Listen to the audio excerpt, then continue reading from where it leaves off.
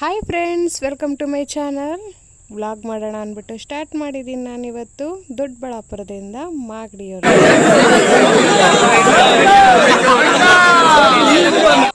ಹೋಗ್ತಾ ಇದ್ದೀನಿ.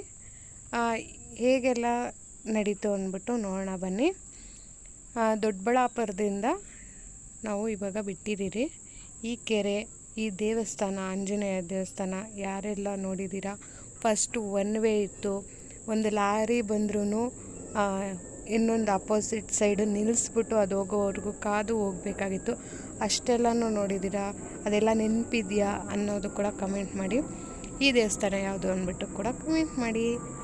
ನೆಕ್ಸ್ಟು ದೇವಸ್ಥಾನ ಸಿಕ್ಕಿರೋದಕ್ಕೆಲ್ಲ ಕೈ ಮುಕ್ಕೊಂಡು ನಾವಿವತ್ತು ಹೋಗ್ತಾ ಇರೋದು ಜಾತ್ರೆಗೆ.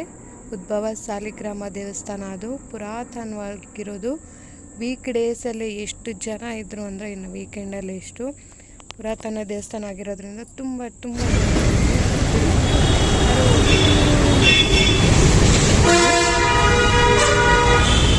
ಚೆನ್ನಾಗಿ ಅಲ್ಲಿ ದೇವಸ್ಥಾನ ಚೆನ್ನಾಗಿದೆ. ಅಲ್ಲಿ ಕ್ಯಾಪ್ಚರ್ ಮಾಡೋದಕ್ಕೆ ಆಗಿಲ್ಲ. ತುಂಬ ಜನ ಇದ್ದರು. ಈ ತೇರು ರೆಡಿಯಾಗಿದೆ, ಎಲ್ಲ ಕಟ್ಟಿ ರೆಡಿ ಆದಮೇಲೆ ತೇರು ಎಳೆಯೋ ಜಾಗಕ್ಕೆ ಇದನ್ನು ಕೂರಿಸ್ತಾ ಇದ್ದಾರೆ. ಕೂರಿಸಾದ್ಮೇಲೆ ಈ ಕಾರ್ಯಕ್ರಮ ನಡೆಯುತ್ತೆ.